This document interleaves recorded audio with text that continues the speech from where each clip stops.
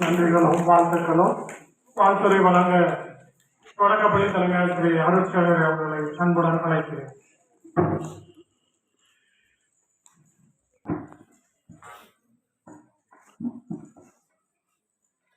இவ்விழாவிற்கு தலைமை தாங்கி வழிநடத்தும் என் தாளாளர் தந்தை அவர்களையும், முன்னாள் தலைமை ஆசிரியர் அவர்களையும்,